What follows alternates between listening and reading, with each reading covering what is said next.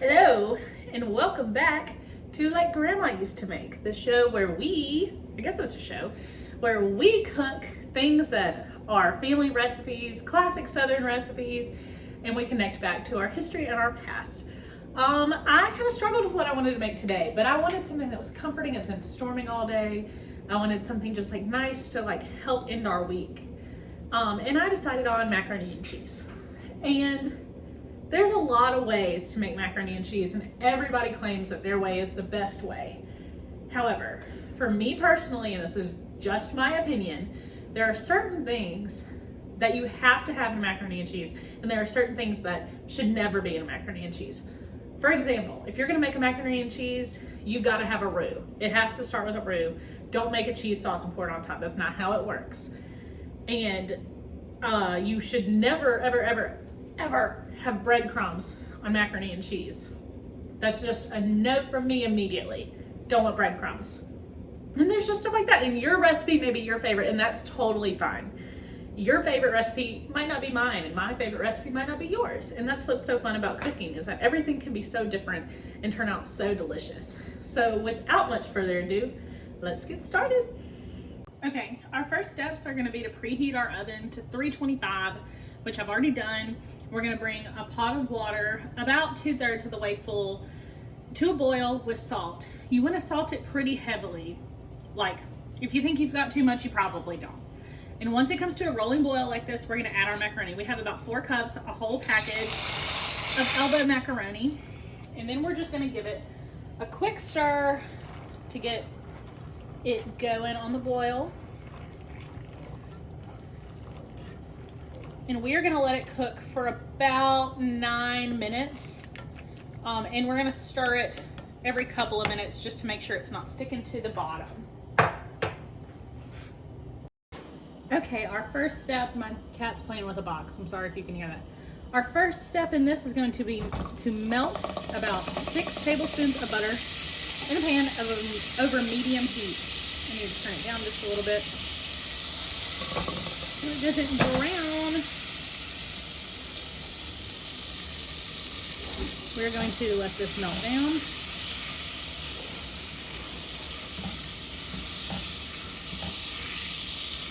And once it melts down, we're gonna continue to make our roux. I definitely got this pan too hot to begin with, so just be careful with that you don't like get it way too hot. Because then the butter will start to burn and it'll brown and it'll be gross. I mean, brown butter is like really good, but it's not the vibe of the day. So just kind of stir it around. Get it, oh my gosh, my cat.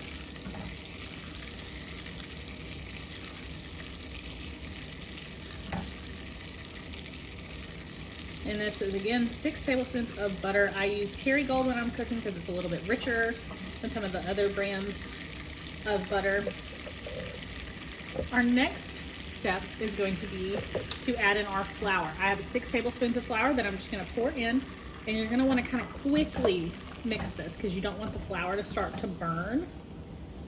And you wanna make sure that you mix it until it's combined. And it's gonna make like a paste. This is called a roux.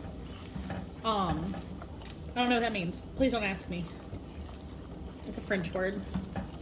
And you do this for like gumbos, and you should do it for macaroni and cheese because that is what I consider to be the correct way. And we all know it's my way or the highway.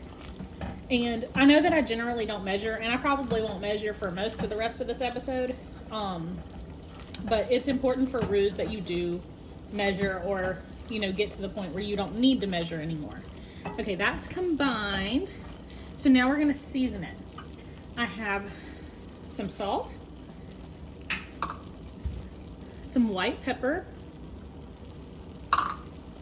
some paprika, a little bit of garlic powder, and just a little bit of Slap Your Mama Cajun seasoning. And you're gonna mix this until it's fully combined in with the rest of your roux. It's gonna look thick for a second, but it'll even out, I promise.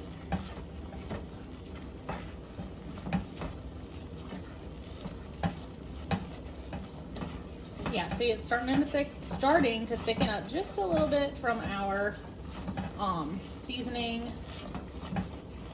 But now we are going to add in our liquids, which I have about 1.5 cups of milk. And I'm going to give this just a quick stir before I continue to pour in the rest of our liquids, just to kind of help combine it. Okay, and then we have about 1/2 cup of heavy whipping cream. And we are going to stir this and let it kind of cook just a little bit so that it combines fully with our sauces. And I firmly believe that in most cooking, if your roux and your batters and so on and so forth aren't a little bit red, you haven't seasoned it enough. And y'all know that we don't eat unseasoned food in this house.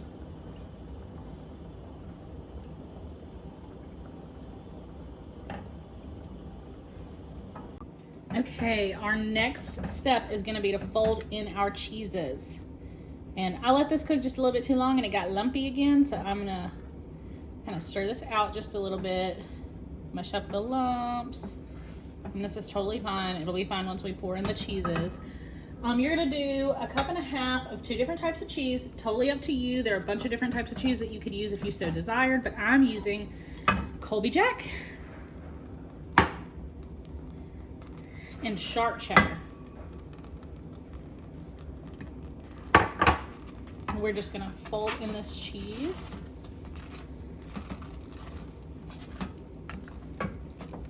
And sometimes it just gets a little too thick, and that's totally fine, and we can add a little bit more milk or heavy cream if we wanted to, which I'm probably gonna need to. It's just a little too thick. Let it boil for just a little bit too long, but that's fine. You know, everybody makes a few mistakes when they're cooking.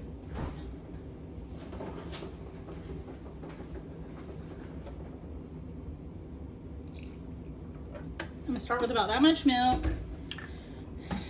And let's get it mixed in.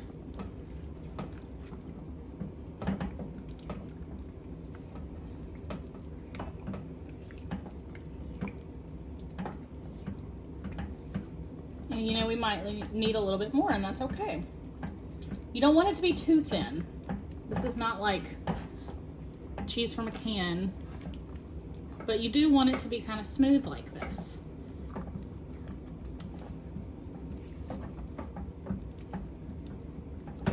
Yeah, kind of like this. Yeah. So we're going to turn off our heat and drain our pasta. Okay, so we've drained our pasta, but we did not rinse it. It's important that the pasta stays hot. But now we are going to take the cheese sauce that we just made. It's kind of heavy. I'm probably going to have to use both hands. And we're going to pour it over the pasta, just like that. And now we are going to just very carefully, so that we don't make a massive mess, mix it into our pasta until everything is combined.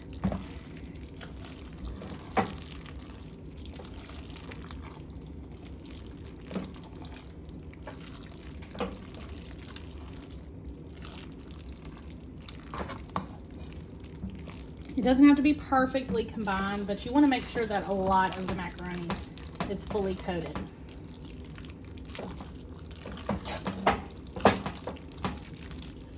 And next, we're going to get it into our baking dish.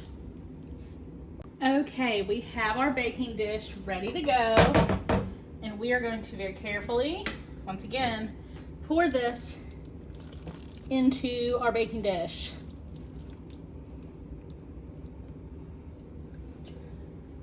And you want to make sure you get all of it out, because all the good stuff kind of floats to the bottom.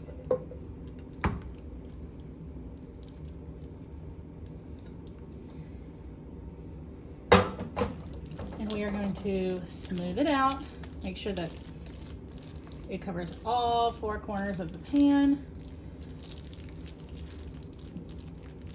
Just like that. And then we are going to take the rest of our cheeses and kind of douse the top of it.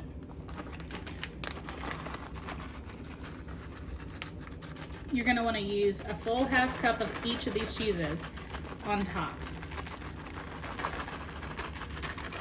So a total of 1 entire cup.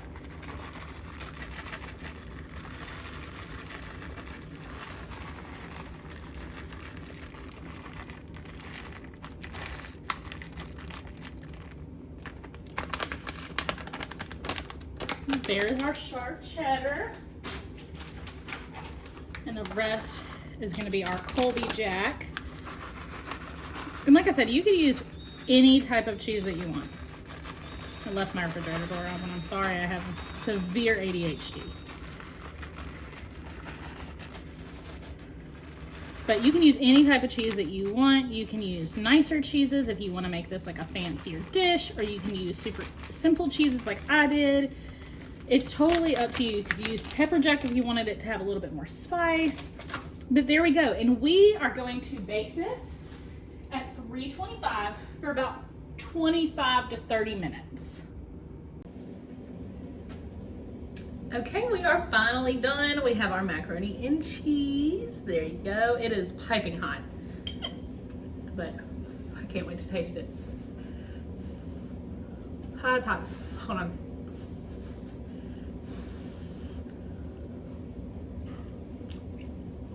It's delicious. So good. This was one of the easiest recipes I've ever done. Macaroni and cheese is so easy to make, and there are about a billion ways that you can make it. This is just personally my favorite way to make it. Make sure you like and follow us on Facebook and Instagram, and follow us on YouTube. Subscribe to our channel. We have great things happening on Zoom for the month of August and September. I hope that y'all are having a great start to your school year. We miss you a lot, but we love when we do get to see you. I hope y'all have a great rest of your week, and I will see y'all next time. Bye.